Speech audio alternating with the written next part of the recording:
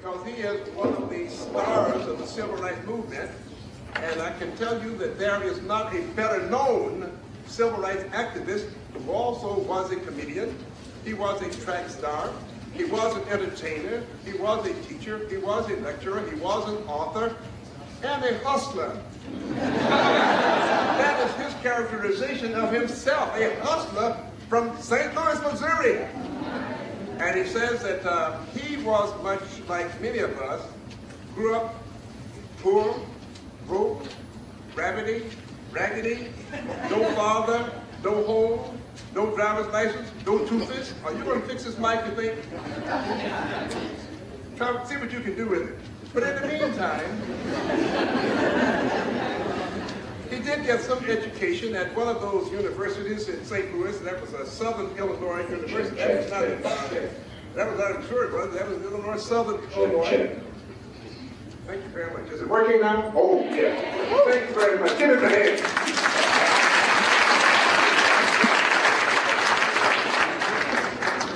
He has written many books and a number of periodicals. Let me just name a few of the books that he has written. Some of them you will recognize by the title. Starting from the back of the bus, and those of you who are not old enough to remember at times when we had to ride from the back of the bus, but you know we had an unusual perspective from that seat in the back of the bus. We could not see very well where we were going, but we knew where we had been.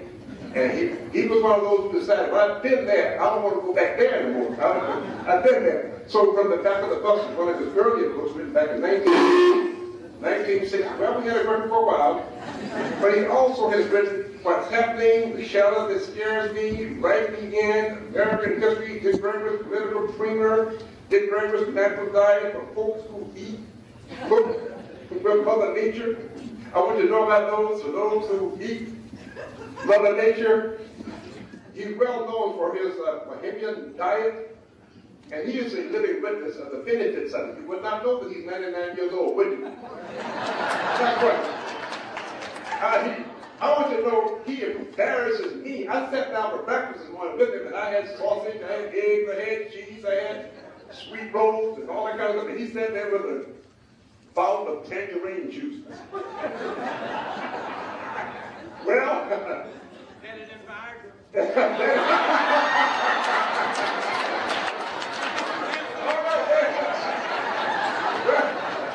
Well, his diet might work better than mine because he's got 10 children, you know.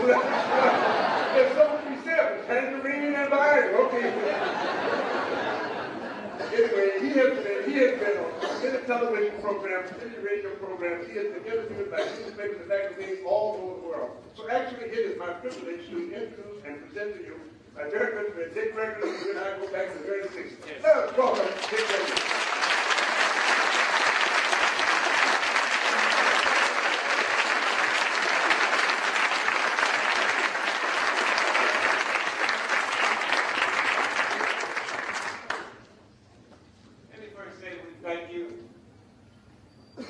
Praise God that we've all made it here safely today. I pray to God that your return and my return will be equally as safe. We first say thanks to those of you who have made this day possible. My job is very easy. All I have to do is just produce a body. A lot of hard work goes into making this happen. So for those of you that's responsible for that hard work and for this beauty, we say thank you.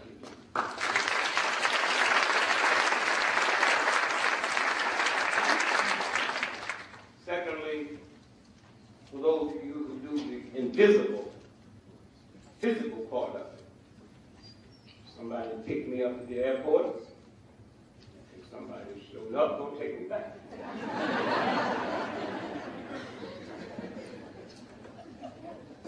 Chairs didn't just arrange themselves. The tables, the mics.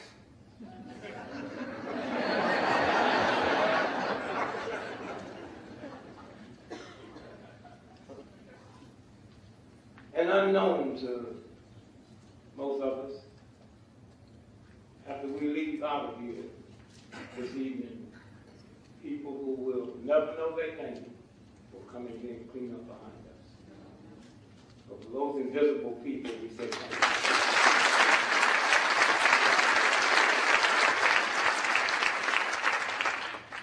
And thirdly, for those of you who interrupted your evening to be with us, because had you not made that decision, the rest of it wouldn't matter. So to you and you and you, we say thank you.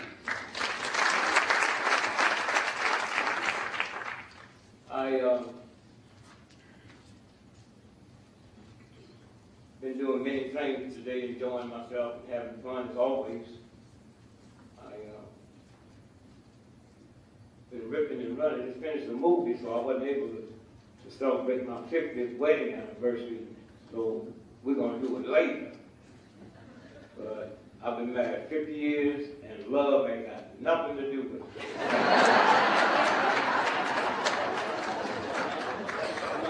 My old lady told me, if you ever leave me, I will hurt you. Hurt will keep a brother home for a long time. There's another word Michael Jordan just found out about when you start making big money. That's the other word, is called half.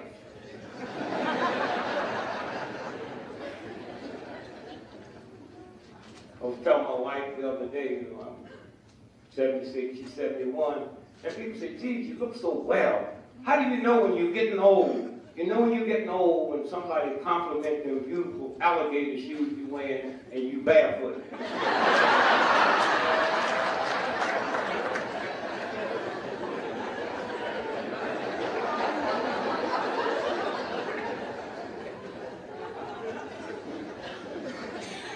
And now we have a black president, the burden is on you white folks to start surrounding yourself with some black folks that ain't gonna lie to you.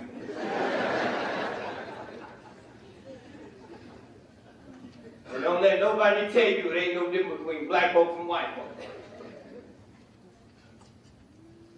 That damn white woman in New York living with that damn Kim. Fixing wine for it. They take them back together. They sleep together. Now together we call that a love affair. When that damn thing attacked that other woman there, that's called jealousy.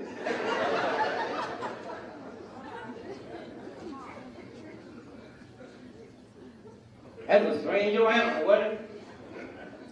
Police got there. Did you see young? He ran around to the driver's side of the police car and opened up that door. I'm surprised that cop didn't shoot himself. He got that gun out of the face. And the cop shot him twice. But he made it on back in the house and went up to that room where both of them slept and died there.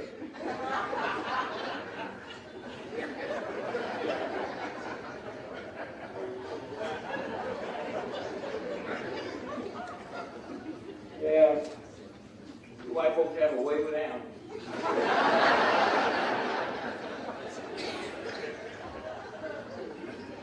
I tried to tell Michael Vick's lawyer that when he busted him, I said, you one of the most great lawyers in the world, that ain't gonna help. He said, what do you mean? I said, white folks are kind of strange.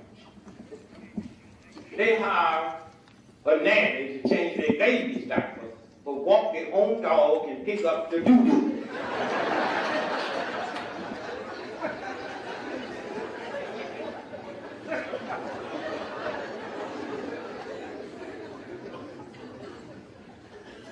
And now these white folks can't afford to feed the dog and themselves.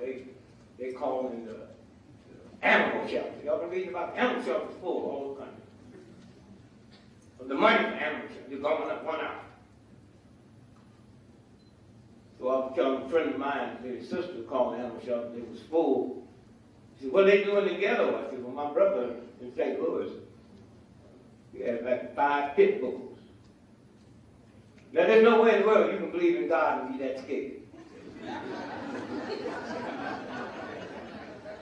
I mean, he carried it to the deep end. I can understand, because I'm a Christian, I can understand y'all having a gun and a Bible in the same house and don't know when you put the gun there, it cancels the Bible out. I can understand that because I came out of that ignorance. I go all over the world. Everywhere I go, I can recognize a hope. But what is it about a hoe? I can recognize her, but if you don't tell me a Christian, I wouldn't know you won. I can't recognize you as a Christian like I can recognize a hoe being a hoe. And then when y'all figure that out, you might understand what's wrong with America. Some way.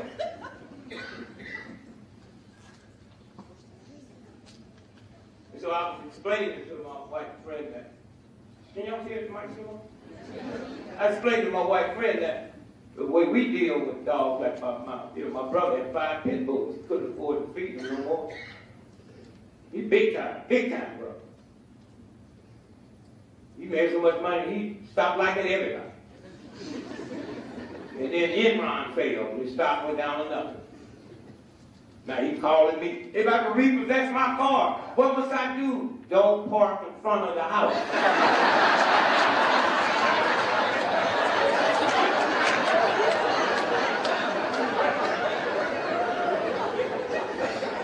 I don't know when Christians are going to realize fear and God don't occupy the same space. I first married my wife, Lillian. She was worried about debt. When are we going to pay for this rubber? Dear, you act like we got some money. You don't have no money. And when I get me some money, this roebuck is not my first priority. They knew I was going to pay for that stuff when I got it. So she defends the white folks. How did they know? I said, on the back of the application, they said, who going to pay for this? I said, your mama.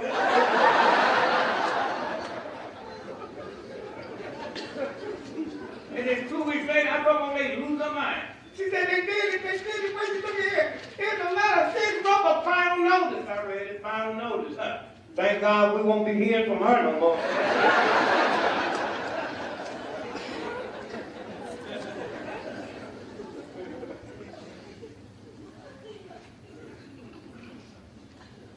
I don't understand how y'all can believe in a God and then let little petty stuff by.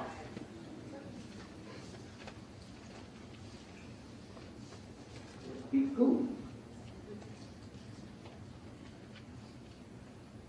And you black people, let's stop getting all these emotions, getting all mad, you can't do nothing. I wish some of you white folks would become invisible and follow some of these black people and hear some of the stuff they get said. But never to your face. Y'all should love a Negro like me, but I'm honest. I'll stand here and say, I blame everything on white folks. I know you're not guilty, but most of it you are. If I woke up this morning with a hemorrhoid, I'd say, white folk did.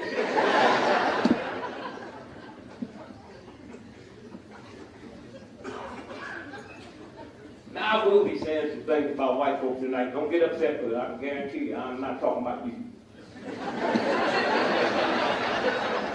See, I advocated ain't but about 400 or 500 white folks on the planet. And the rest of y'all is imposters. White has nothing to do with a color, it's an attitude. And if you ain't got some trillions of dollars in the bank that you don't need, you can't have the attitude. And I feel sorry for you ordinary white folks, because us black folks done mess you up, because we mad at the wrong white folks. White folks you mad at couldn't help you if they liked you. They stand in that unemployment line like you. I'm talking about Queen Elizabeth type white folks. Now them bees my type of white folks. Queen Elizabeth make $360 million every 24 hours just interest on her money. Now them bees white folks. And I like them type of white folks because they ain't godly, they ain't spiritual, they're a bunch of unethical dogs, but they honest. They say, we're going to war to protect our interests.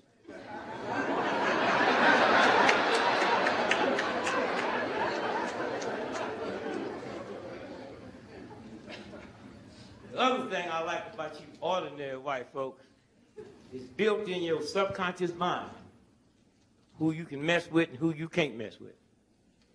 Oh, you be acting like you free and this and that.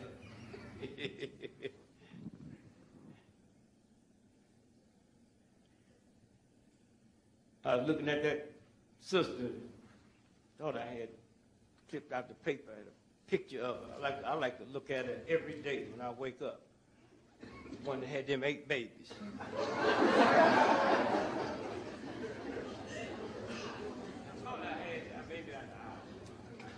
I like looking at her. Well, see, I like looking at her because I'm a good Christian. And they told me Mary was a virgin. She didn't have no sex. She produced 1 boy. And I'd get up and pray to her every morning.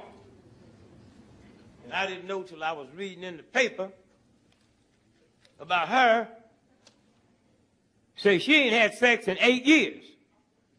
She had 6 babies, then she had 8. She got 14. So I said, if Mary didn't have no sex and got 1, and she ain't got no sex and got 14, I'm going to start praying to her.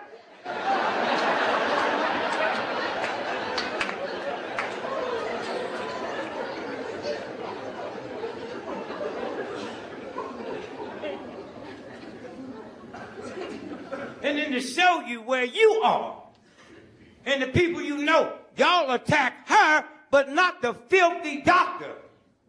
You know if you cut your finger and go to hospital tonight, it costs you thousands of dollars. Where that wench get that kind of money? But that don't bother you. She getting death threats. Y'all know that? Huh?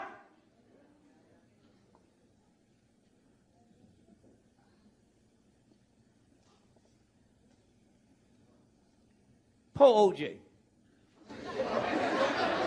The judge gave him 30 years for stealing his own stuff. One thing about Vegas, they don't lie. They say what happened in Vegas, stay in Vegas.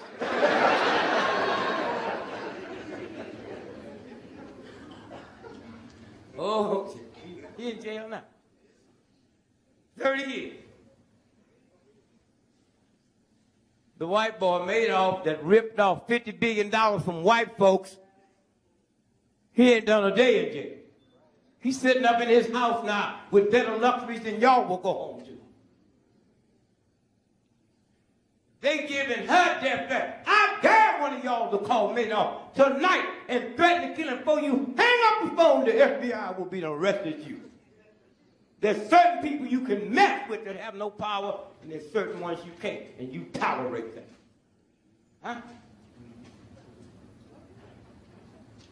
Your old thug president sent your children to war for no reason at all. You call yourself killing people over a lie, and you ain't straightened that out yet. And you know you better not touch it because you'll die. You know that. In your subconscious mind, you know that. This is America. I'm sitting there reading this article. This woman, where was she in? In Ohio. Y'all see this stuff? She had pleaded guilty. She exercised her husband until he died. Y'all see that? I mean, y'all know what I'm talking about. In Ohio. Put him in and said, keep going. He's trying to keep going. The gorilla was eating one and she was killing one. Here's what they say. Guilty in bizarre slaying by wife. 41 years old. She pleaded guilty last week for reckless homicide in the death of her husband, 73 years old, and could receive 5 years in jail. She pleaded guilty to murder. OJ is in jail for stealing oil. That don't bother you? No, you ain't gonna do a damn thing about it. Because it's OJ today, it'd be you tomorrow, and it make no difference what color you are. Because if you ain't got no money, you have no power. America the beautiful. Don't want to change nothing.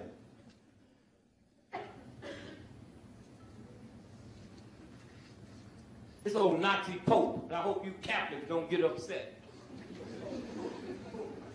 But if you didn't get upset when that last Pope, John Paul, the first Polish Pope, when he became Pope, 1.5 million white folks left the church. Tell me about your church and your Christianity. A black hoe walk into the whole house, white folks ain't gonna leave but a pope. And y'all don't know what's wrong? You don't know why you look good. Go all over the world and look at old folks, and none of them look as ugly and as wrinkled and as messed up as you are. That's what that stuff do inside of God's body. It's a rumble that you have no control. Y'all go on and play your game, but you better play them fast. Especially you black folks. We black folks in America handle more money than most white folks on this planet. And you go to any third world nation, fourth world nation, and we black folks in America outguy them 1,000 to 1. Because there's a universal God that said it ain't about money. You go to these schools and learn how to make a living, but God said, if you don't know how to live, I'll take you out of here. Games. Somewhere. So this old Nazi Pope now. 35 years ago, they had 5 bishops. The Catholic Church that said the Holocaust didn't happen. Y'all know about it? And the Pope excommunicated. Huh? This thug 2 weeks ago brought him back into the church, and my Jewish friends ain't said nothing. But if that had been Jesse Jackson, they'd have ran his ass out of town. You know who you can mess with and who you can't mess with. Huh? Somewhere. These old powerful universities, they got black folks and white folks and athletics that can't read or write. And you know it, but you better not mess with it. University of Texas, right now, while we sitting here, their annual football budget is $100 million a year. Huh? But you try to get a wheelchair for a crippled student here. Somewhere. So there is a difference. Don't even be worried about the money thing. Everybody ain't broke. I got some black cousins in St. Louis. They ain't never had no job. And they around crying. That one nigga talking about committing suicide. I said, why? Well, look at the stock. You don't even know what a stock market is. He's so ignorant, he thinks Dow Jones is a brother.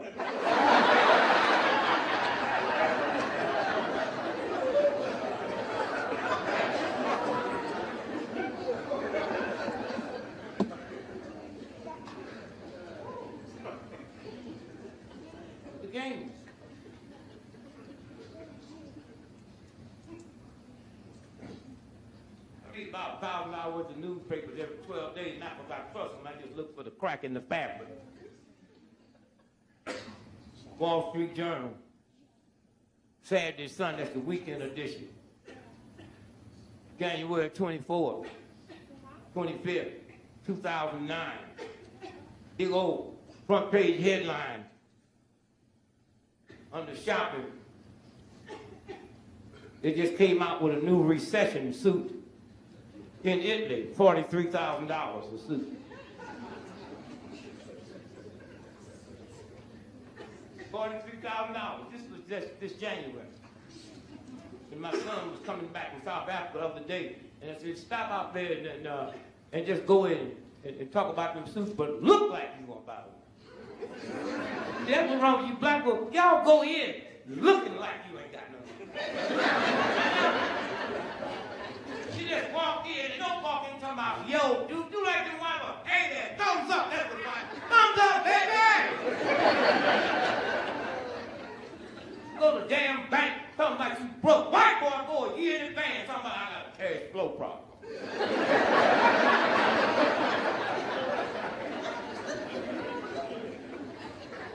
Y'all remember reading where they said they had the worst form of cancer you could have? My son's a chiropractor.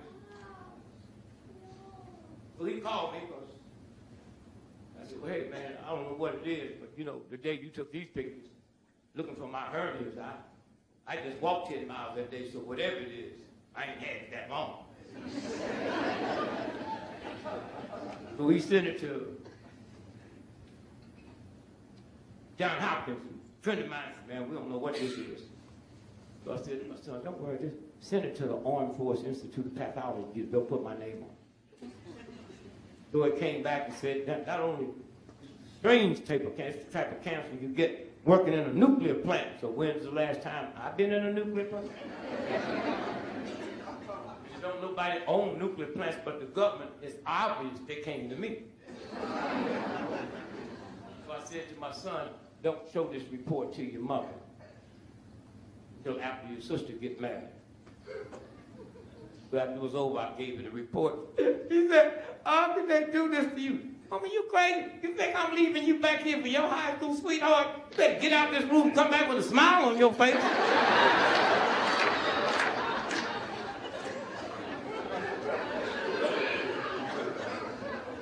And she been smiling ever since, but she said, I'm going to leave. I live on this farm, so I went out there and said my little prayer. And I talk to God different than most folks. I talk to God the same way my children talk to me. They want to tell me something. They don't have to get clean. They don't have to go through no rituals. Hey, Pop, got something to tell you. That's the way I feel about God. Y'all be going through all the Lord's Prayer, this and that, and they want to talk about your sugar diabetes and wake up tomorrow, your ankles be bigger than they was before you went to bed. What God you talking to? There is a God. And prayers are real, but when you pray and nothing happens, you be rationalizing. What's your name, brother? Melvin. Well, if you own the biggest bank in America, you know what I mean? And this is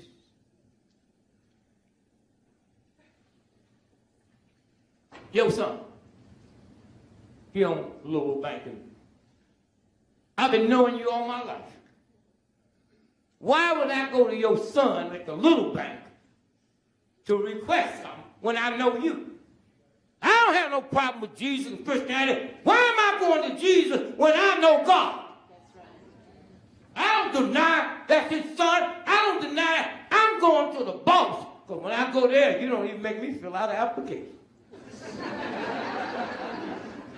You understand? You so full of love when I don't even pay your money back. You ain't even matter of fact, you give me another when I come. That's what love is.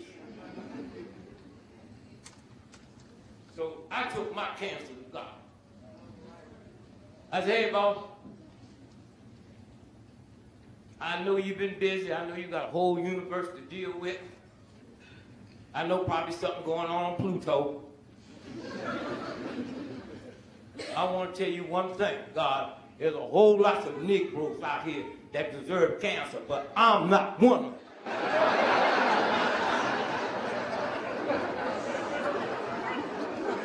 I know you're busy.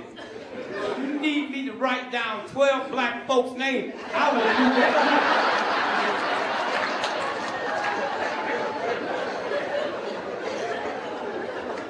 And if you want something close to the house, I can handle that.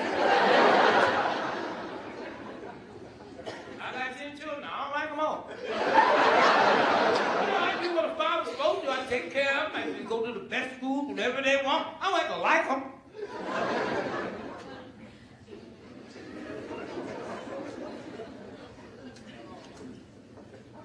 Then I talked to cancer. Cancer? This is God's body. We're giving you 72 hours to get out. I'm going to roll on you. And I meant that. 3 days later, Dr. Christopher called me. Never knew him. Said, I heard the radio and TV, you have one of the strangest forms of cancer. Said, there's some water in El Salvador. It comes off a mountain. They could inject that into you once a day for 5 days and everything would be gone. So one of my top researchers Steve Jaffe, his father, and you anthropologists know this, Richard Jaffe invented nuclear medicine at Cedars-Sinai. His son is my bosom friend. He showed the report to his dad, 90-something years old, retired. Father called me and said, I just feel like, I feel good. He said, well, you know, Steve called me. You didn't mind. No, I was getting ready to call you. I need a cosigner. So he said, well, you need to go see Keith Black, #1 brilliant new resurgent on the planet, black man, at Cedars-Sinai. Well, okay, I had to come out there anyway, so I go and they give me the test, nuclear medicine. And see, white folk, real white folks are different. They don't ask you about no money. They send the stuff to the house. But you can't go in there acting like you colored or poor white. I just walked in there, hey, what's going on, baby? And you, oh, don't act like you're gonna die. So I get in that tube and I go through that stuff, and they sent the bill to the house, $1.5 million. My wife said, what? They didn't actually know? No, I just walked in like I was gonna pay them. Then what we gonna do? I said, call them, tell them to repossess it. I don't understand you black or white. You ain't got nothing. You always getting uptight. You ain't got a damn thing.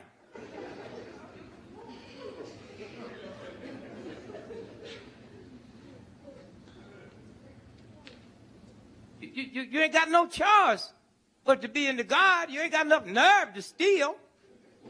My damn cousin, he ain't nothing but a thug. When that plane crashed in Buffalo, he's trying to get out there to try to get on the plane so he'd be covered with the insurance. I said, they're all dead. Don't go.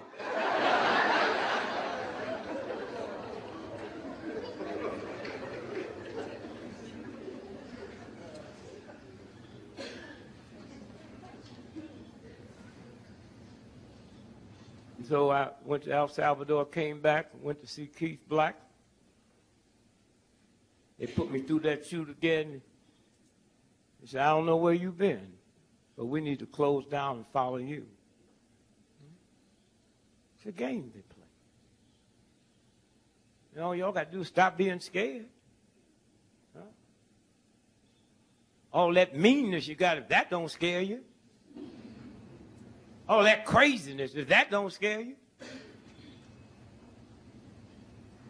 Somewhere. Easy to get mad at poor folks. You got no power. That little white girl walked up to me. I was at the airport. She and her mama was waving. I'm waving at her, you know. That little white girl couldn't be no more than 5 years old. Walked up to me and said, Mister, do you have a tail? I said, yeah, tell your mama mine's in the front. It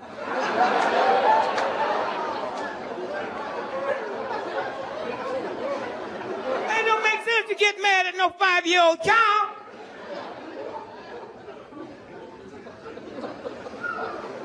Y'all always be uptight. And somebody with some power will say something to you, you say, what'd you say, like you didn't hear?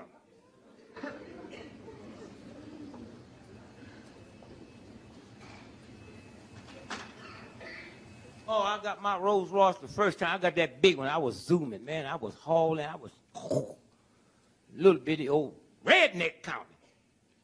I'm doing 140. That cop jumped out them bushes and caught me, and I'm smiling when I pull over. He said, what you laughing about? I said, I'm down Rolls Royce doing 140. How that old raggedy thing catch me? Then he had a look on his face. So I asked the cop, you all right? He said, no, I got a problem. I said, what's the problem? Yeah. I've been a state trooper for 35 years. Tonight is my birthday. And the state troopers and my wife is throwing me a surprise birthday party at midnight. And I know I'd be 30 minutes late because I don't get off till midnight. He said, but I'm a real cop. Said, now I got a problem. in this rural area. In order to book you, I got to take you 40 miles down to the station. I mean, I missed the party because it take me 3 hours to write this. Now, I can't let you just go. Because that type of speed, you endanger to the people of the state. But my wife do want to see me. So like I said, I've been a state trooper for 35 years. I've heard every kind of excuse you can hear. But I'm fighting to save my party. If you can just give me any old excuse that I've never heard, I'll let you go. See, when you're scared, your energy don't flow. I said, well, brother, 35 years ago, a white state trooper ran off with my black wife. When I looked through that rearview mirror, I thought you was bringing her back.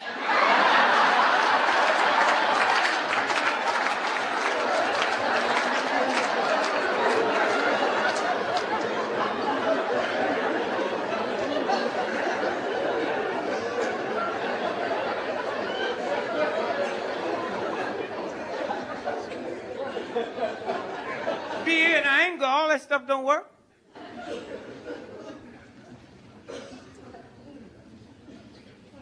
I got a little old cousin I finally taught that to. He used to always get mad. Honky this and honk home. Man, come on, please. So he called me one day and said, man, that stuff really works, man. I said, what do you mean? He said, man, this redneck cop pulled me over.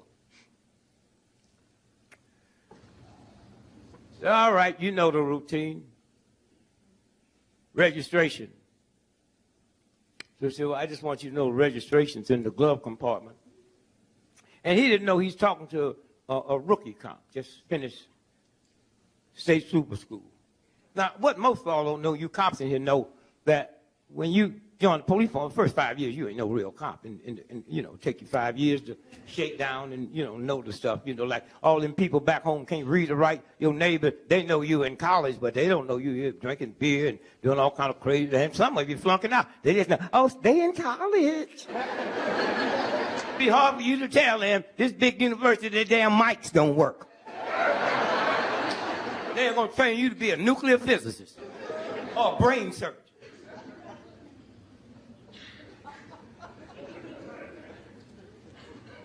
So he called me and said, man, your stuff really worked, man. I said, what do you mean? He said, well, and like I said, when the guy finished state trooper school, they told him, say, take you 5 years before you can be a seasoned cop and understand stuff.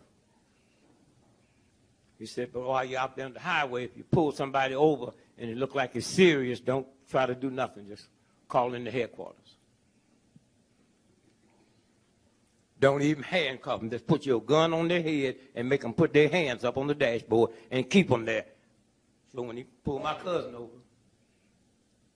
my cousin said, well, the registration is in the glove compartment, and I got a fully loaded automatic. And in the trunk, there's the body of 2 dead white men. A man called headquarters. Hey, Mac, this is Murph. We got one. And we put a whole points bull. Now we be there. Don't do nothing. Just put your gun on him. It's about 6 minutes. 35 cop cars showed up. White boy walked up to him there. John, where you walk? Got a boy, Murph. Pulled him out of there. They pulled him out. Then just handcuffed him. Put them shackles on him. And then them chains around him.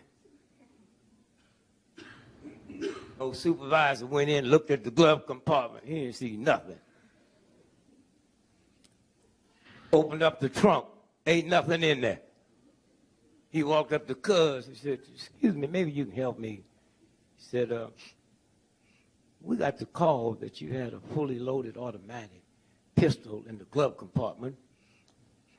And you had the body of 2 dead white men in the trunk. And there's nothing. Now, how do you explain it? He said, I guess he told you I was speeding too, huh?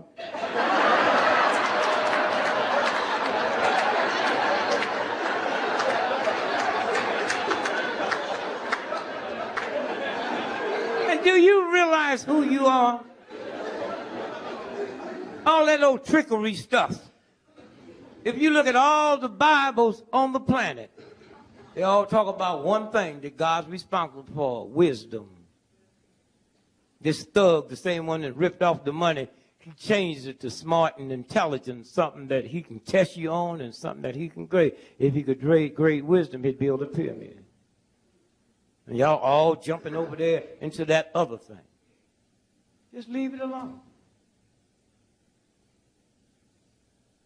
Mr. Gregory, how you feel about them? All these homes being repossessed. I lost my house when times was good.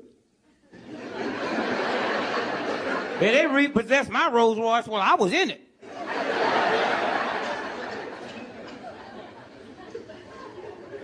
And you got to stop lying, telling these children to lie to them bill collectors. I tell them I'm not here. You tell a child to lie for you, one day they'll lie to you. I just go right to the phone. Yeah, Dick Gregory, this is Dick.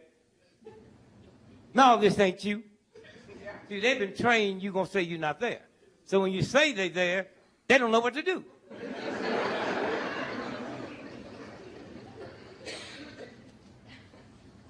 I said I'm Dick Gregory. So now you go back to the manual, look up, what do you say when they say they're there? You say, this is not you. I said, well, how old are you? He said, I'm 22. I said, I've been owing this company this money for 38 years. Before you was born, what makes you think you gonna collect it in your lifetime?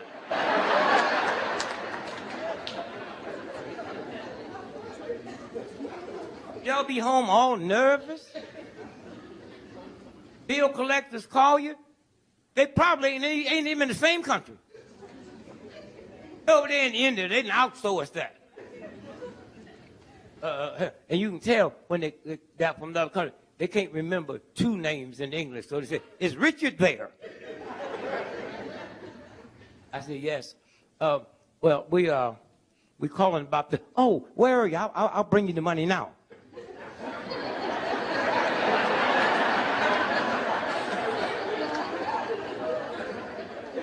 They're in New Delhi.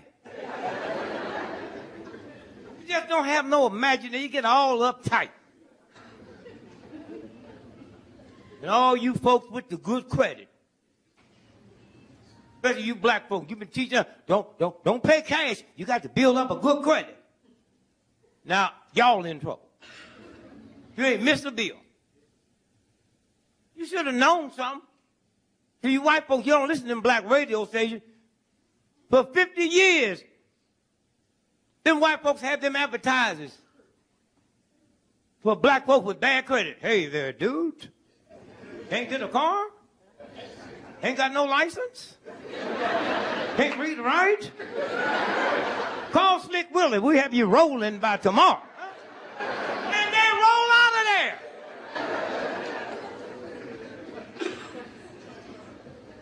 You hear this advertising now for people with bad credit. Ain't nobody give a damn about you with no good credit. Hey there, credit good? Come on down, we get you 2 for 1. They don't care nothing about you. And these black folks trying to be all, well, I know what you're talking about, but they charging you 48% interest. It don't make no difference when it's 20 below zero out there. And when you ride by, you ain't going to pick me up. So I got me a damn car, 20 below zero, 42% interest. I don't care because I ain't going to pay for it anyway.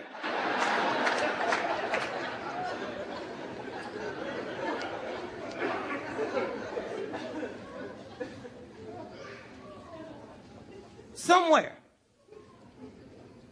Just drop your fear. And these youngsters, I don't know why you black folks, you young black folks, y'all always stop listening. You old black folks. And I'm old, so I ain't lying on them. There's some old black folks up there talking about, I don't know what's wrong with these young ones. When we was their age, we didn't have to lock no doors. You didn't have nothing.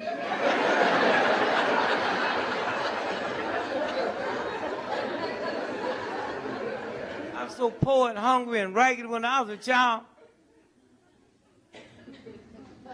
Halloween was the best day we had. You could wear your clothes and everybody thought you was dressed for the occasion. Ooh, look at Richard, got on shoes, look just like feet. And y'all be looking at television getting all scared. I got a cousin in Kansas City, he be looking at them crime stores. He got 27 locks on the door and ain't got a damn thing in the house. I said, boy, if somebody broke in here, they would leave something. House so small, he stuck the key in the door one day and stabbed 12 people. They was in the backyard.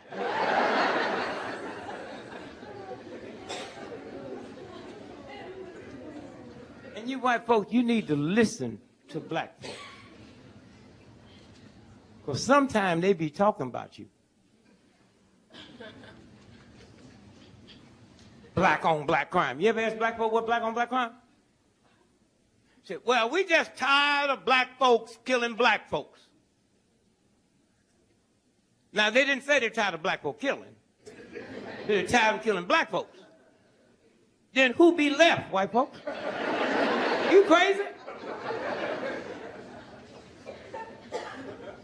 Who do you think killing Chinese in China tonight? And who do you think killing Italians in Italy tonight? And if 98% of white folks that was murdered in America last year was murdered by white folks, if they ain't talking about white on white crime, why you stupid enough to talk about black on black crime? You kill where you live, fool. And if you don't like black folk killing black folks, then join the Urban League, the NAACP, the SCLC, get with Jesse Jackson, and then we just get out here and work to integrate this country. And I guarantee you, if I'm living over in this white suburban neighborhood, and my old lady make me mad enough to want to shoot somebody, I'm not getting in my car and drive back to the ghetto.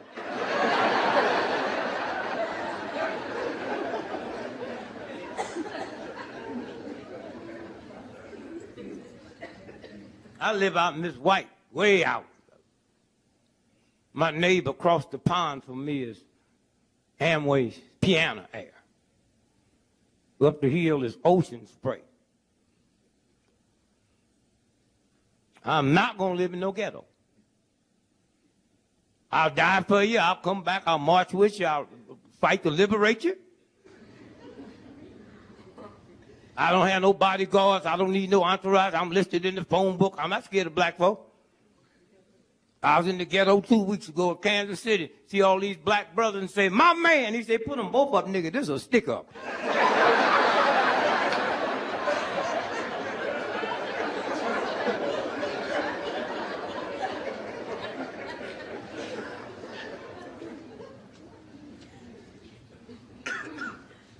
Things moving fast.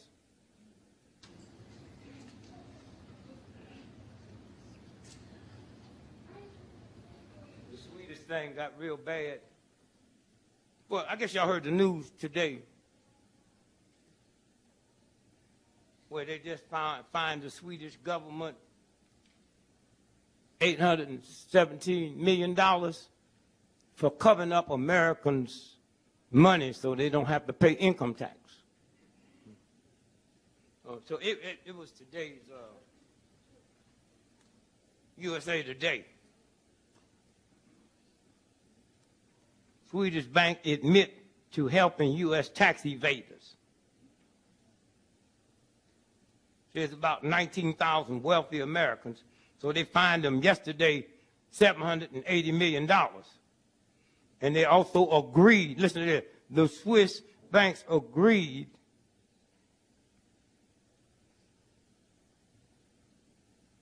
wealthy American clients evade U.S. tax and said it would disclose the identity of some of them. The damn thing you're going to do about it. What do you mean some of them? Some of them too big to be messed with. And you tolerate it.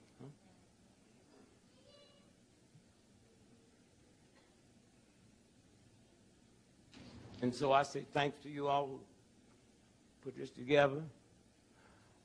I'll be back. Y'all bring me back here for this about every 4 years, so I'll bring my own mic next time.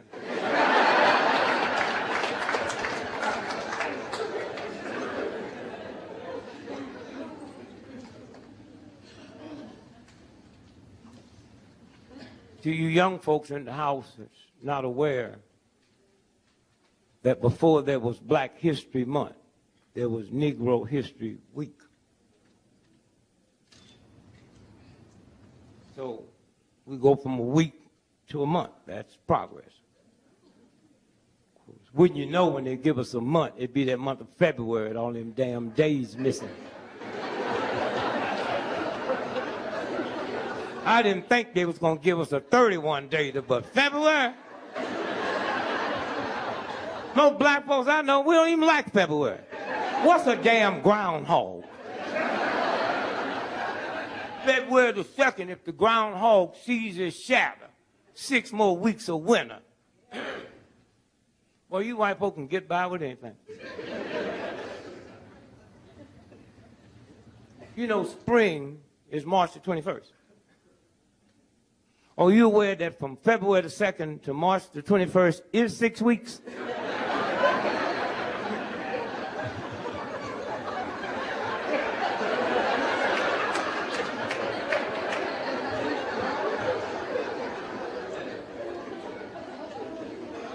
I was in New York this February the 2nd.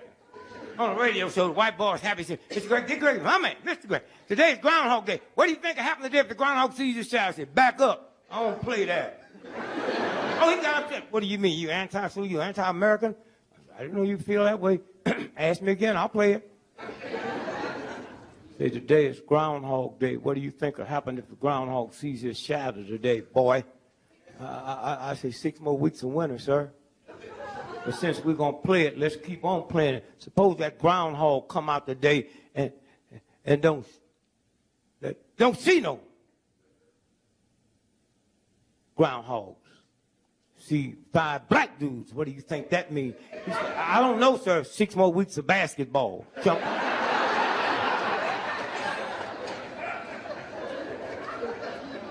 Then we move from February the 2nd to February the 14th, Valentine's Day. Now, the white folk, I try to make believe for a few minutes that there ain't no difference between black folks and white. It is some difference. And I think what we black folks need to do is one of the things we need to do for entrepreneurship.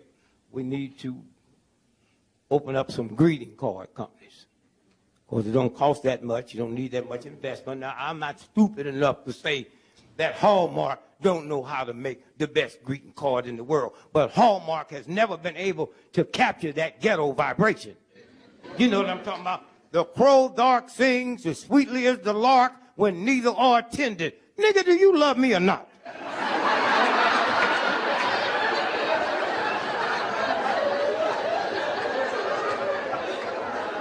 Black greeting card, just something simple. I ain't gonna do it no more. Give me another chance, baby. I know what you're thinking, but she hit on me first.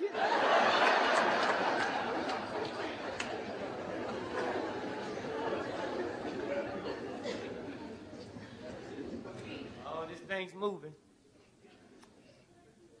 Oh, if you white folk could just be around us and know how silly we are.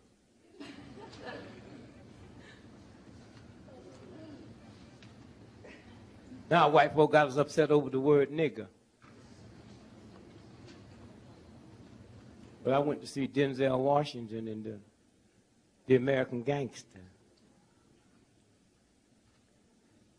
Hollywood had made all kind of movies. John Dillinger, Al Capone, Godfather, and they never put American in front of the name until it comes my turn. And y'all don't see through that. Because if all y'all was Russians today looking at the American gangster about that black thug, you would think all gangsters in America look like us. Why wouldn't you? And y'all know the one he played is still alive. You with that? You know he in New York on disability. So what kind of gangster was he? And you saw them Italian mob boys downtown. Oh, they talked about them niggas like they were, but they never used the word nigger. You saw them black pimp thugs in Harlem running that dough. They never said nigger. The only person that movie said nigger was Ruby D. And y'all tolerate that. I've been married to a black woman for 50 years. I never heard her say nigger, and 98% of black women I know don't use the word. Nigger is a man thing, which means it's a sex thing. And you worried about nigger, something you can't never be.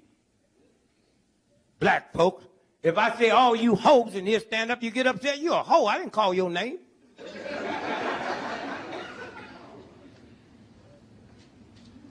You know how many white folks in this room tonight is not even aware that there's some black folks sitting in this room tonight? Huh? In this room tonight. That if your son or daughter, grandson or daughter brought a Negro home as dark as me, some of y'all would have problems with it. But we don't want to talk about that yellow thing. Huh? The Mardi Gras is fixing to start. Today in New Orleans, they got brown bag parties. That you walk in, if you're darker than the bag, you can't come in. Black folks, you don't want to deal with that. You're going to deal with something you can't even be. Before Black History Month's over, I wish you black folks would get an orange. A bunch of them, take them home and squeeze them. Would you do that for me? You live with somebody at home, your mother, your father, you got a sister or brother? Where you from? Well, you got sisters and brothers out there? Well, go out there. And here's all I want you to do. When you squeeze the orange, what's going to come out of it? Juice. Juice, right? Out of that comes juice. So you keep squeezing till you get a pitcher full, right? And then you throw it on your brother or sister. Huh? And just because they got orange juice on them, they not an orange. Huh? If they leave it on them all day, if they smell it, they're not orange. The orange juice come from the orange. So the nigger is the one that said it. You can never be a nigger no more than you can be orange juice just because I threw orange juice on you. What kind of fool is you? The games. Can you imagine my Jewish brothers and sisters stupid enough to let some Germans get upset over what Hitler and them Nazis did to change the word concentration camp to the C word and swastika to the S word, and they falling for that? If I sold you a product that said USA, it mean it came from where? United States? If I sold you a product that said USSR, it came from where? Russia? N-word is nigger. N-word is the designated hitter for nigger, and you go for that crap. We are mature enough that you don't have to hide your filth. Huh? We told our gay brothers and sisters down through the years when they couldn't be cops, when they couldn't get jobs, when people be jumping on them, come out the closet, stop hiding it. And once they stop hiding it, they make movies about them and love scenes and all that. How is it good for everybody else to come out the closet, but nigga got to go back in and you don't see through that? It's a game. And so somewhere when we stop and think about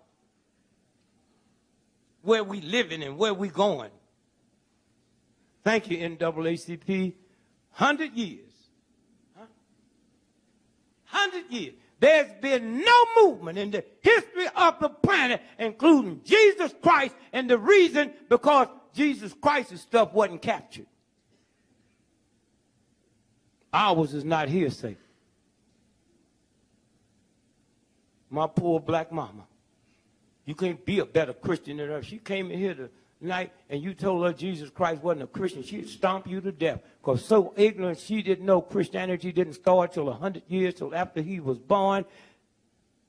And nothing was written about him for 100 years. Most Christians I know don't even know his brother James was killed the same way he was killed. Huh? Somewhere.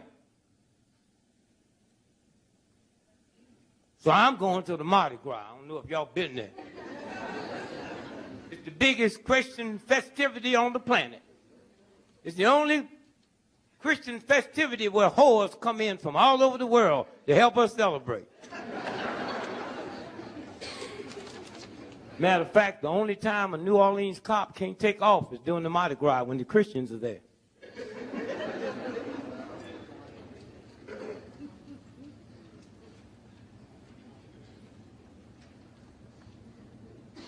Then on Fat Tuesday, we Christians eat anything moving. And on Ash Wednesday, we'll tap our head with an ash and then go fake a prayer for 40 days. That's why I don't go to church with y'all no more. On Easter, I'm tired of hearing y'all, were you there when they crucified the Lord? What a cheap song to sing 2,000 years later. You wasn't there then, and most of you wouldn't be there now. How do I know? Because many of you for capital punishment. How can you cry over the crucifixion of Christ but be for capital punishment? Are you too ignorant to know the state killed Christ? That was a capital killing. Huh? Christ wasn't run down by some drunken chariot driver. He was killed by the state, which means if Jesus Christ came back to America today and bugged the wrong white folk, they'd give him an electric chair. Then all us Christians be walking around with big chairs around our neck.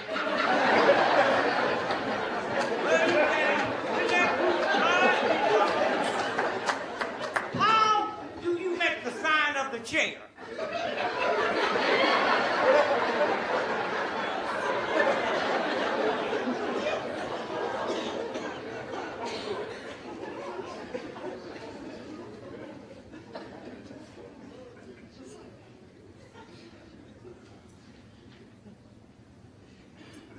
I've been mad 50 years thanks to the civil rights movement, because it was folks I was hanging out and marching with, some decent human folks.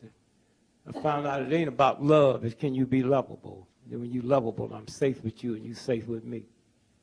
I love you, baby. If I can't have you, ain't nobody gonna have you. Something wrong with that, ain't it? How long? Thank you, Dr. King.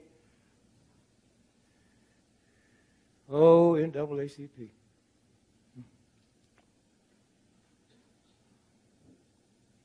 Boy, we come, and I can stand and tell you, I don't need to be validated, that no movement in the history of this planet have ever made the progress that black folks have made in 45 years, in spite of black folks and white folks lying to one another.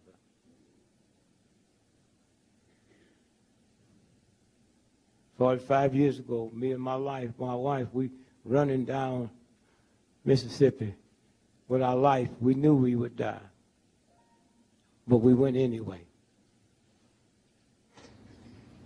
Black men worrying about your family. You ain't gonna be in the movement, but you let this white boy send you all the way around the world killing people you don't even know and don't ask about your family. And then come home all crippled and broke and put you in some old ratty hospital, but for the liberation of your people and freeing folks. What kind of fool is you? Well, I thought I would die in Mississippi, but I went there and I found out there's something worse than dying. It's disgrace. And there's a real God for us. When you black folks sit around and let another human being reduce you below the level that God gave you, then God takes your grace away and you live in disgrace. That's why you're so sick and walk around with them evil looks on your face. White folks don't see you because you laugh when you're around them. But they need to come through the ghetto. Nigga be evil till that white cop tell, "Hey, brother, how you feeling?" And maybe when you learn to laugh and smile, you can throw your medicine away. Huh? You could recognize God. If God came in this room, it would be happy and smiling. Some of y'all need to just go home and sit in a mirror for a week and look at that. You can't get no more beautiful than you are when you get that ugliness off of you. Mad at me, mad at her, because you ain't going to do nothing to a white racist system. I think about all you black folks and carried your children to Disneyland to see a rat. But ain't stopped by to see Dr. Martin Luther King's grave, and you wouldn't be welcome in Orlando had he not died. What kind of fool is you? 3 million people visit King's grave every year, and 1 million fly from Japan to see it. And you sitting here benefiting by it. Never sent Coretta a letter. She died from a broken heart. She died from grief. And you didn't have to know her address. She got so big, all you had to do is say, Coretta King somewhere in America, and she'd get the letter. You didn't even do that. And you got these white folks thinking you so this, and you are going to ride in on Obama's coattail. I said in the interview in Tokyo 4 years ago, they said, you think there'll ever be a black president? I said, yeah, in 4 years to be a black president. So when I went over there a couple weeks ago, they said, how'd you know? I said, well, white folks had 4 movies showing black men as president, and all of them was dark. The TV show 24, black man, assassinated by the Secretary of State. This boy really better watch Hillary.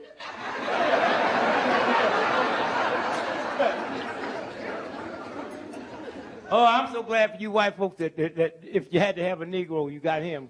Because I would, y'all be upset with me.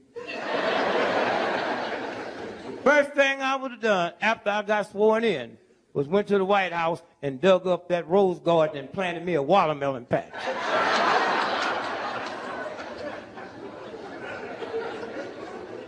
And then the second thing,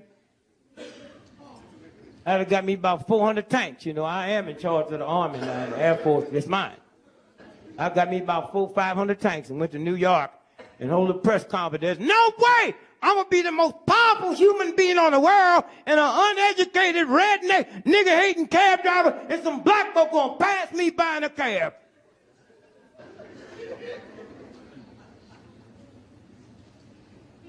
A wino white boy in jail on death row, I can take him out and stand him next to Obama by themselves, and a cab driver run over him trying to get to the white boy. And he called himself the most powerful man ever, not me. I said, all cab drivers, look at me, I'm the president, look at them tanks. You ride past me, it's over.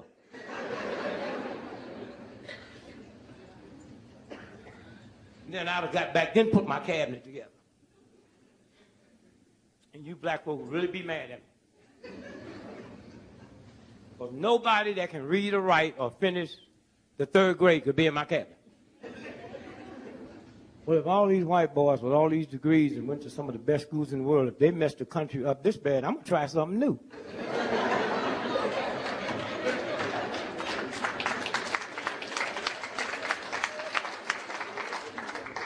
My cousin in Kansas City, Jabbo Jones. He'd be my Secretary of Defense. Now see these white folks now, 60 Minutes. Now, Jabbo, what are you planning on doing about defense? Well, first I'm going to fix it, then paint it.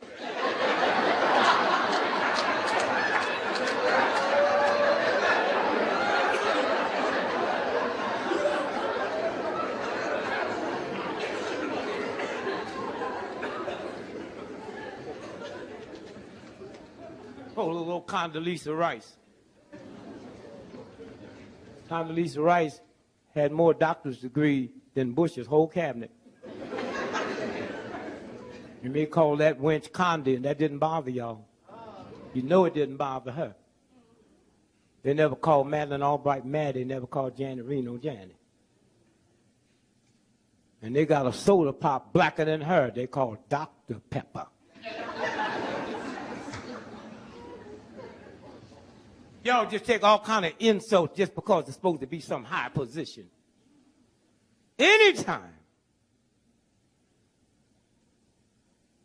you go along with injustice, black folks, you become unjust. Anytime you peacefully exist with filth, you become filthy. And you young folks that ain't never been past a paper mill, go buy one. And once you've been there so long, you don't smell the stink. You black folk been with this filth for so long, you don't smell nothing. Somewhere.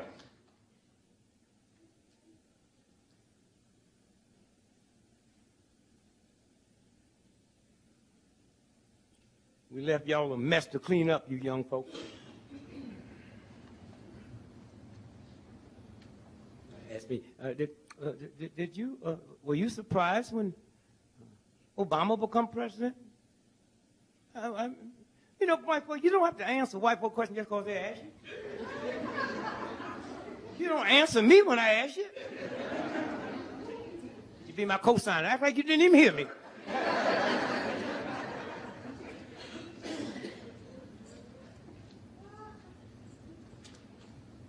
Well, Obama, Jeremiah Wright, he stayed in the church too long. What do you think about that, Mr. Gregory? Well, I just don't know why y'all change the rules when it's my turn. What do you mean? Well, these Catholic priests, then damn near bankrupted the Catholic Church, ripping off these little boys' booty for 100 years, and I didn't notice where no priests and nuns was leaving the Catholic Church. Why, when it come my turn, I got to leave? Hillary, I don't know why he stayed there. So, shut up, Hillary. The old man got caught in the White House with his zipper down, with that little old young girl doing all kind of things. I noticed you didn't leave him. He embarrassed and humiliated you, plus the whole country, all over the world. You stayed, but my turn, it got to be different. How long? Thank you, Obama. A friend of mine called me. Said, man, my grandmother loved you, man. She's 108. She want me to come to Nashville, me, to register her. So I go down there and say, well, how come you didn't let your son register? Well, I know he would have, but this is special for me, and I love you. I'm 108 years old. I won't live to see another election. And I never voted before. I just want you to register me so I can vote for Obama before I die. Huh? What a beauty. So I'm telling these folks, we out there for 100 years, and I've been out there 50-some years. We wasn't out there with our life, running with good white folks, getting shot at and killed, having my churches burned, to get some black person in the White House. We was out there fighting that the least of you wouldn't be humiliated because you had to go to a separate toilet or a separate restaurant. That's what this movement was about. We wasn't out there so some nigga could be president of Harvard, Yale, or Michigan State. We was fighting for the right that anybody qualified could get in them. And if out of that comes a president, huh? Wasn't fighting for the right for president. We fighting for the right that when you're in an automobile accident and because you colored, they pass by 20 miles of hospitals to take you to the Negro hospital. That's what we was fighting for. And with Obama, we won before he was elected.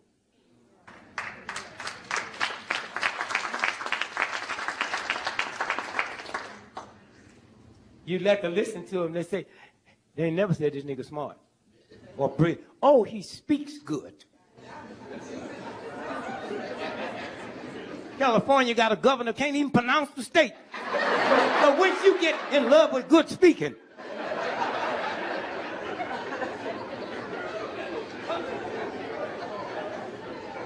I met my son and a couple of friends in Italy 2 months ago, and we checked in the hotel over there, $18,000 a room. They didn't have no problem understanding what I was saying.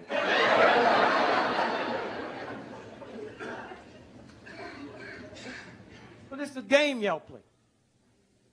Somewhere.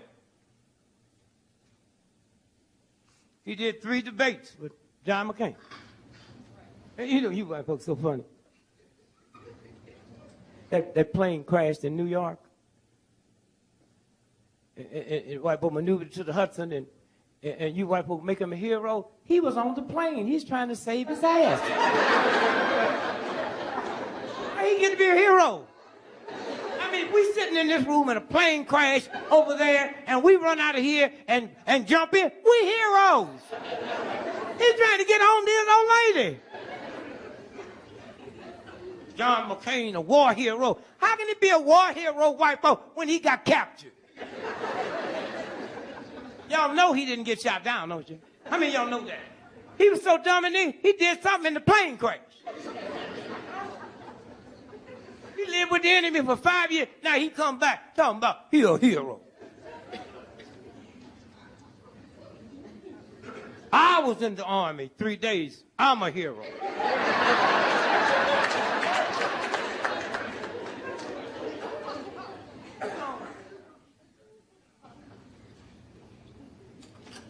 Three days in the Army.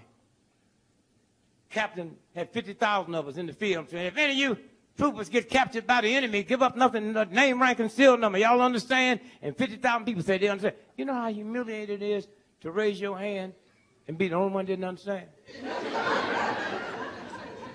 And you black folks have to stop trying to act all intelligent and you ask white folks. I just tried to be, I said, Gumi, sir, did you say if I get capped by enemy, give number, my name, rank, seal number? Yes, boy, that's what I said.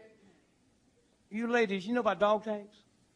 You know, in your dog tag, you have your name, rank, and seal number on it, which means the enemy could get that much information if you was dead.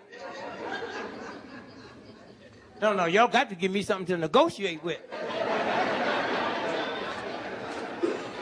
Well, you un-American. You no, I'd have been un-American, unpatriotic had I not told you.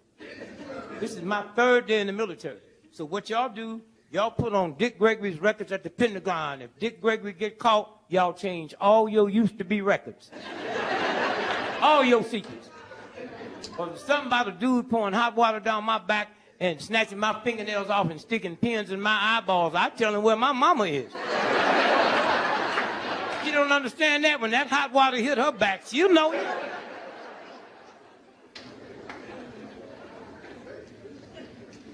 But he had 3 debates with McCain. 90 minutes.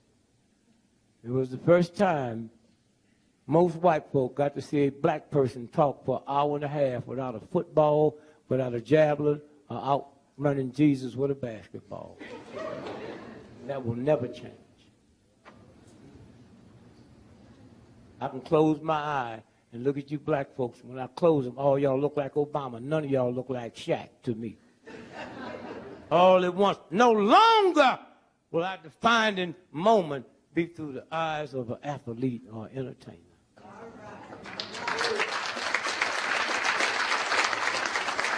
People in this room, this brother, done more for human rights and human rights than 99% of the black athletes, and I don't know what day y'all gonna get tired of supplying gladiators for a white racist system.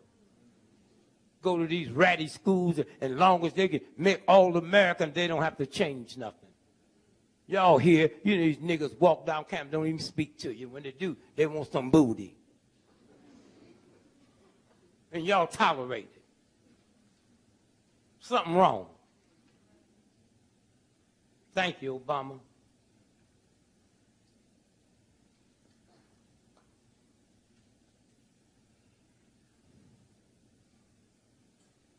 Somewhere.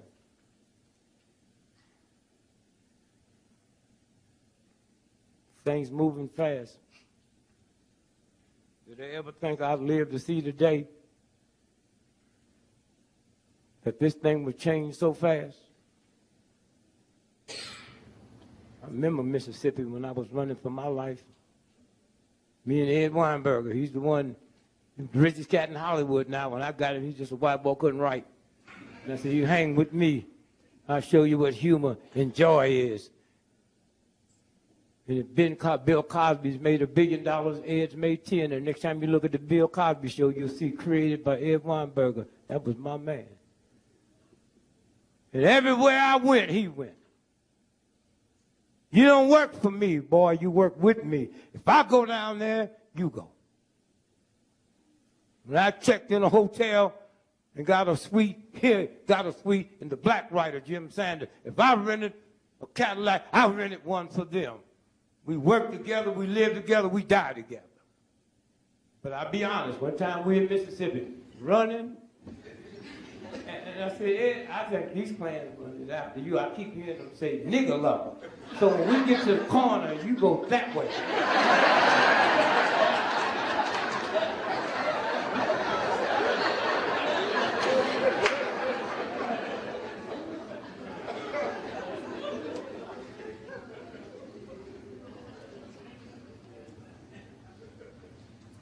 Running for our life.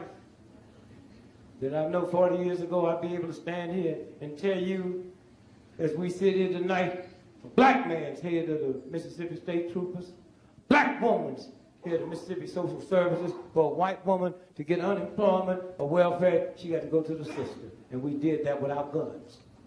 We did that without bullets. We did that without being nasty. Look at this brother here. You don't have to see you looking. You see love. You don't see no bitterness. Nobody walk around angry, mad at white folks, but you punk black folks that ain't gonna do a damn thing to liberate yourself. And you mad at everybody. Somewhere. I don't know what it is about you black folks. It's in your genes that you, all the black folks that kick that door, you talk about them like dog. Jesse Jackson. I know Jesse better than I know the stuff Jesse just done. You don't. You just mad at it. I don't hear y'all talking about the mob. I don't hear y'all talking about these niggas on the corner selling dope. Every black person that come out to liberate you, you badmouth. Thank God we don't give a damn about you. Thank God we know some white folks that put more into your liberation than you ever would. And then you got nervous about them honky. You the honky, nigga. You ain't gonna come out to liberate and talk about your grandchildren and all that crap. I was there. Did I ever think I lived to see the day that this thing would change so fast? And I'm gonna tell you, and you know, never in the history of planet Earth have anybody made the progress that African Americans have made in a 40-year period, in spite of black folk, white folk lying. Huh? This thing moving so fast, I never thought I'd see the day white folks would ask me to comment on white folks' problems. White folks did. I got off the plane 3 weeks ago, and the guy had the mic. Said, Mr. Gregory, you think we'll ever catch Bin Laden? I said, we? I ain't looking for him. I'm still trying to find out who my daddy is.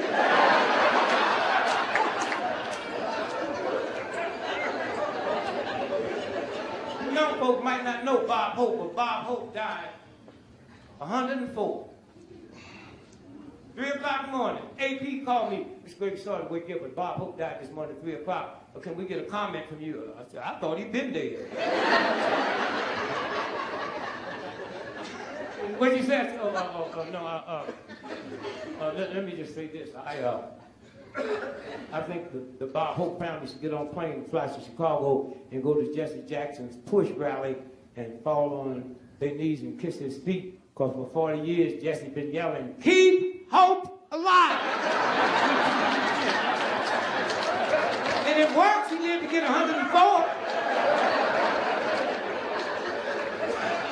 I saw Jesse the other day, and he said, man, now that Bob Hope's gone, I start praying for you. How you gonna say keep Dick alive?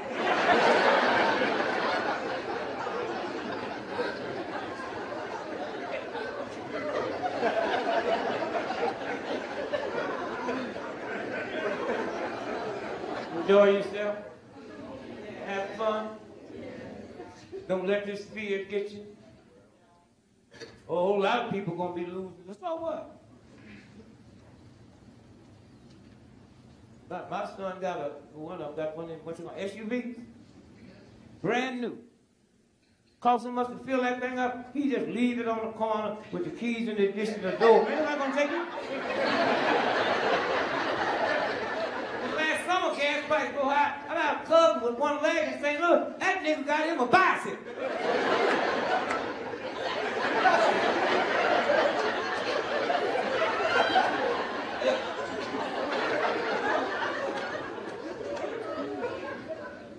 So I leave you tonight and say, come a long ways.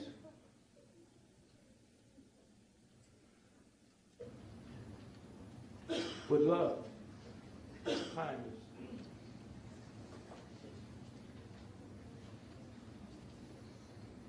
The strongest two forces in the history of America has always been the black woman and the black church. You black people let somebody reduce you about family values. I am the family. I ain't never stole nobody, ain't never enslaved nobody, ain't never made nobody work for free for me. I am the family. come up in a country so hateful and mean. If a white dude was caught teaching me how to read, they'd kill me. Against the law. Against the law for me to get married. I've been married to a black woman for 50 years, and some of you black folks been married for a longer time than that. And then they're going to tell you about family values. We jumped over the broom. I got 10 children. They don't have a book at Harvard, Yale, MIT, Morehouse that my children can't read from front to back. That crap didn't work. It didn't work. So somewhere, when you stop and think about this movement, thank you, NAACP.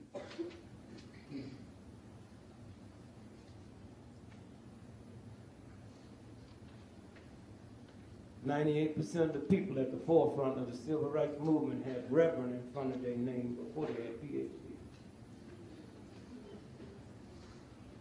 Why do you think they blew up black churches but never blew up a black whole house? The black church they were scared of. And that redneck, nigger-hating, thug, pimp, Ku Klux Klan mentality, he's smarter than most of you black folks. That's why he was blowing up church. He's smarter than Ford. He's smarter than General Motors.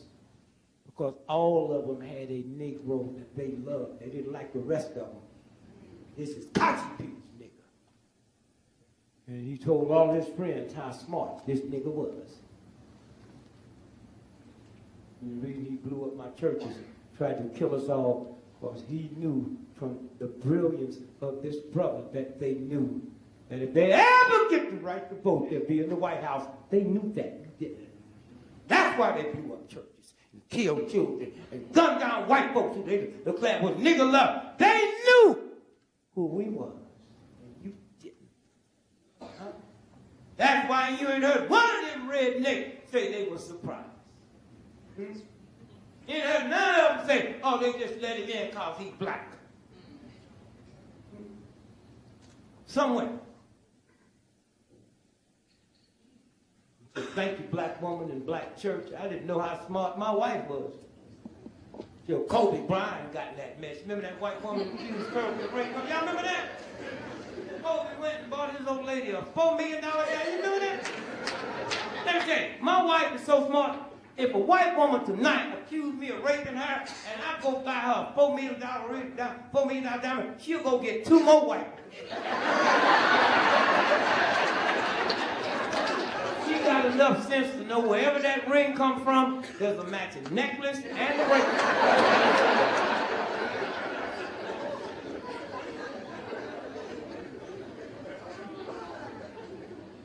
And these youngsters, y'all might as well just leave them alone.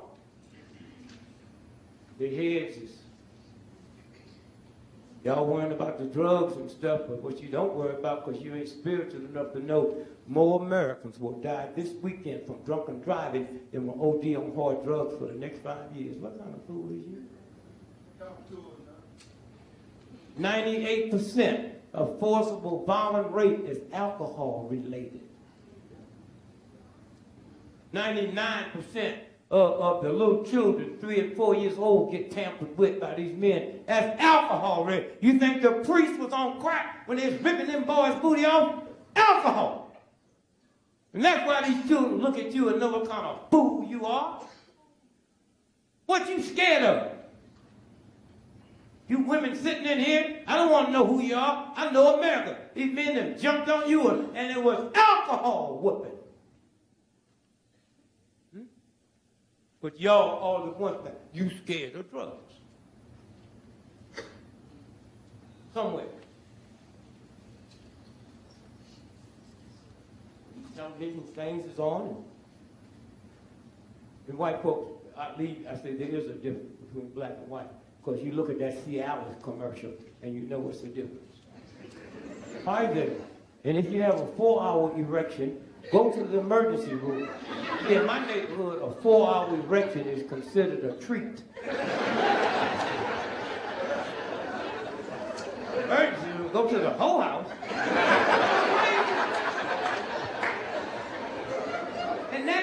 be in your house. Christians. My little grandson walked up to me, 5 years old. He said, Granddad, what's an erection? I said, go ask your grandmother. He came back with that strange look on his face. I said, what did she say? He said, she told me she'd tell me later, but for me to tell you, she haven't seen one of them things around the house in years.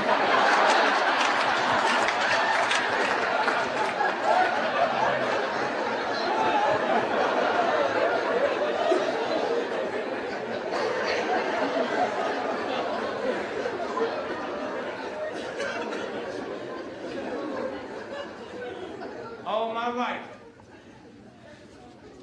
I wanted to be 75 because I thought old black men was cool. And now I'm sitting here on campus reading the paper. I wish I was back in high school now. Every time I pick up the paper, I read these stories about these teachers having sex with the students.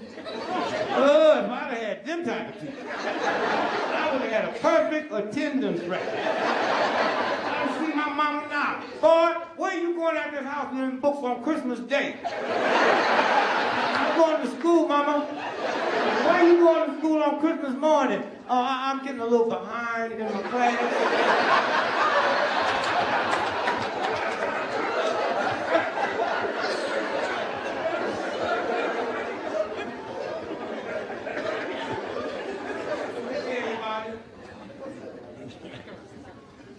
Three causes of death in America. Not homicide, not heart, cancer, sugar diabetes. The number one cause of death in America, sleep deprivation. Number two, dehydration. And number three, lack of physical fitness. So y'all play your games if you want to. All three of them come from God, and all three of them are free. And the sister told me, I heard what you said, but I can't walk. I got a bad leg. Walk back. Walk the same way you walk when you be buying them lottery tickets. I see you.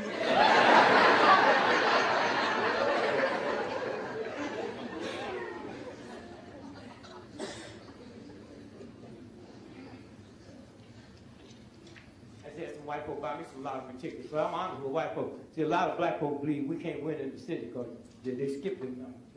I go in the rural area and get white folk. The white folk said, that's not true. So he came together with bought one and won.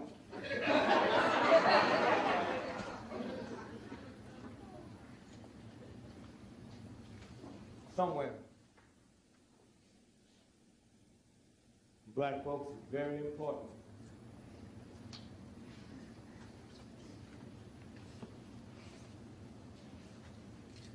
The movement. We black folks is 12% of America's population.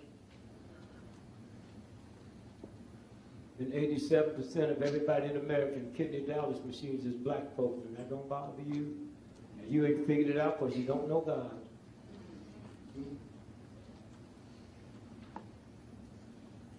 87% of people on kidney dialysis machines is black. Well, all y'all know somebody on them. Well, what blows your kidneys out? Fear, paranoia, anguish. What corrects it? Awareness and gentleness. That a white racist system make you son-aware and so ungentle to one another. 98% of black folks, 78%. Of black folks that died from cirrhosis of the liver, never had a drink of alcohol in their life. What caused your liver cirrhosis? Anger, rage, depression. Angry with a white racist system and won't say nothing about it. Hold it in and go to work smiling. Tears your system up. Huh? You know what it's like when you got to pee and don't pee? When you finally be stinging and burning? That'll do that when you didn't hate you to do. In your body. What cool about your liver? Kindness and balance. All the black folks in the black community, all the white folks you know that's kind and balanced, they don't have a problem. Huh?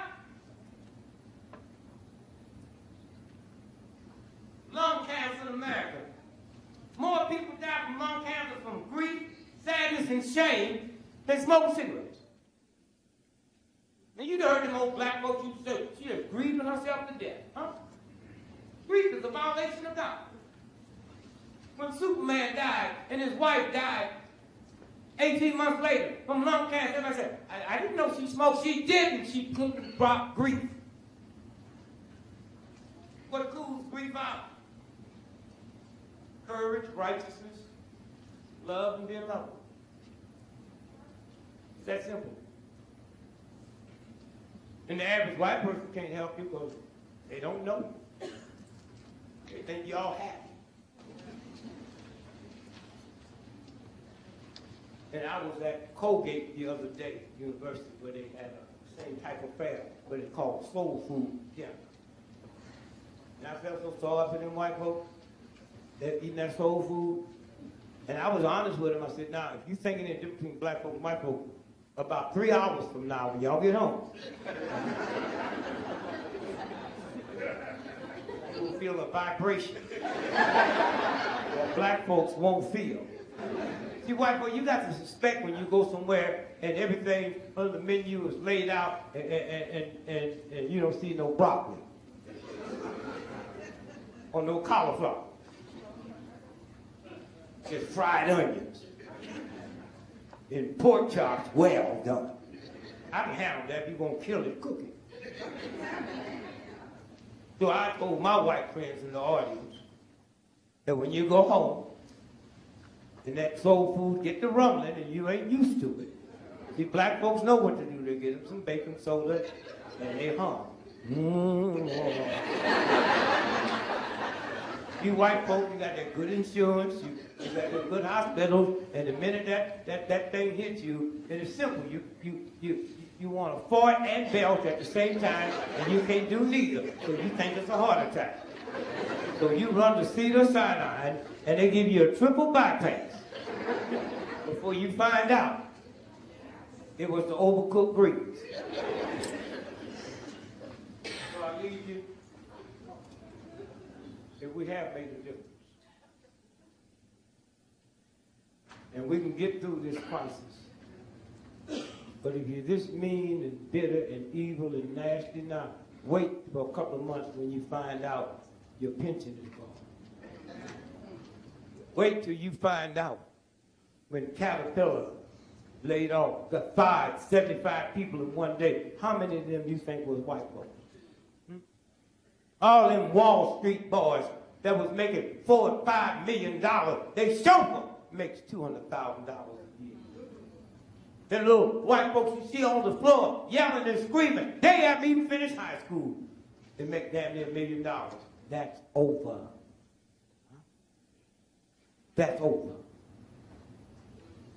And if you ain't got something down there other than anger and meanness, then you better have fun and have fun quick. Because when all of that hits and explode together, it's over for you. The same God you've been shucking and jiving about, that God is real and will take care of you, but it don't deal with you if you're scared. You come to my bank to borrow some money scared, I ain't going to give it to you. I think you ain't going to pay me back. Somewhere. Black men, 4% of America's population. 82% of prostate cancer death is black men. And that don't bother you? That don't bother you? How can you be 4%? And one of the largest countries in the world, and 82% of prostate cancer death. Because that boy didn't tell you about your memory, your brain. He just told you about your penis. And you run around believing, oh, white women want to have. Well, if my stuff was so good, how come my lady in divorce court? Huh? What's that about? The reason your prostate death is so high, because you're trying to get your manhood through your penis. That's why you want your woman to holler, get it to shut up. But when you have an ejaculation, 500 million sperms come up out your testicles. And that God pours half laying dormant. When that half a billion come up, it goes through the prostate where they get charged with electrical charge, and not till then can they reproduce another God. And you around here having fun with something that delicate and something that brilliant because you're trying to get your manhood. You black women, you 6% of the population of America, 98% of fibroid tumors is black women. And that don't bother you. Second highest is Jewish women. Two folk with nappy hair.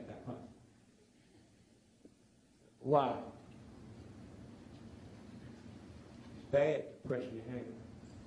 I don't care what I'm just saying it's bad. My mama pressed her hair because her mama pressed her hair. Her mother pressed her hair because her mother pressed her hair. And that first black pressed her hair so it looked like the slave master's wife. And there's a God for us to say anytime the oppressed won't look like the oppressor, then it's over. So when my mama pressed her hair, she didn't have fibroids. You can't catch a fibroid. It's not a disease. How come y'all getting it now? Because as bad as pressing your hair is, you're using perms. And it's all the chemicals and the poison in the perm that go through your skull and gets in your body. It's called fibroid. That's why you go to the hospital and get an operation and come back because it's near you. And I just say to black folks, if you could just get honest and cuss God. Like I said, I blame everything on white folks. I can't blame this nappy hair on white folks. I can't blame this wide nose. I can't blame these lips. And I can't blame this dark. God did that, but you ain't even honest enough. You hate it, but you won't cuss it. Why don't you just say, God, you.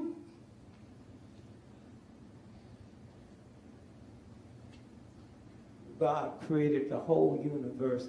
God ain't never done nothing wrong. So for you to think he made a mistake when he gave you nappy hair and big lips and a wide nose, just show what a fool you are and ungodly you are.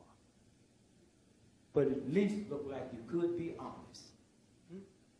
You won't be honest with white folk, but at least look like you should be honest with God since God made you. Huh? White folk didn't make you. Well, if I'm not honest with them, the boss made me. Just look like you would say, boss, I know you put the universe together, but you really messed up. Give me this hat. With these lips, man, I be around all the time to tuck them in.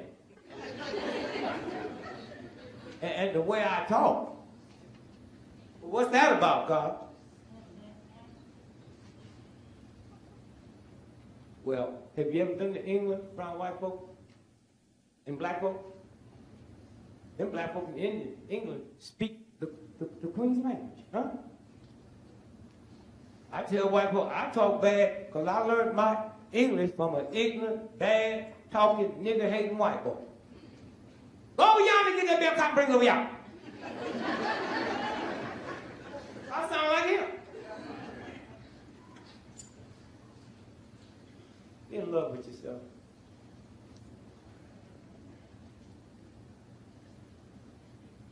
Thank you, Dr. King.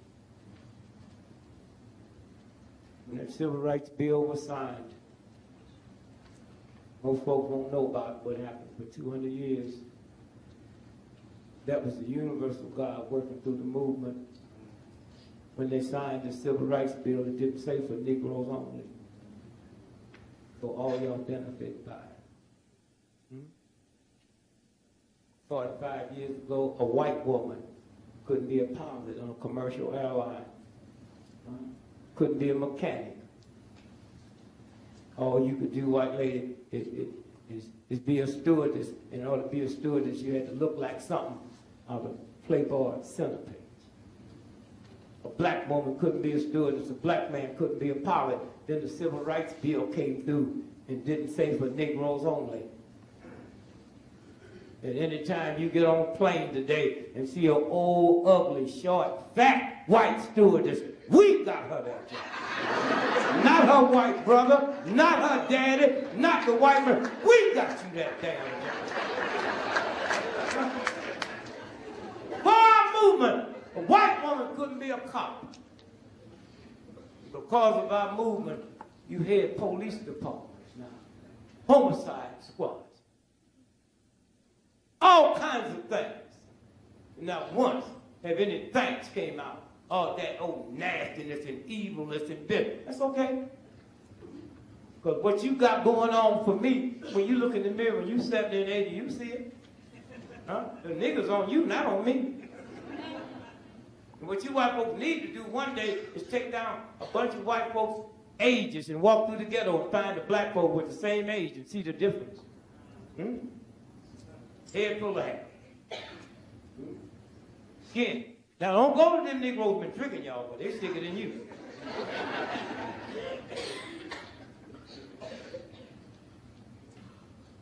Stay well. Enjoy yourself. Don't get in the car to come here to hear me. To have fun on the way over here, and it don't make a difference if you get here. Go home, wake up, tell the book you love her. Get in bed with them old ignorant looks on you, but I don't care what he or she did. If you stupid enough to stay there, huh? The dog shit in my house. I don't like dogs, but if I'm gonna stay there, I'm gonna clean it up. Why you wanna live someplace with all that evilness and nastiness? Well, he don't say nothing back to me. You don't have to. Y'all die separate. Stay well. Thank y'all.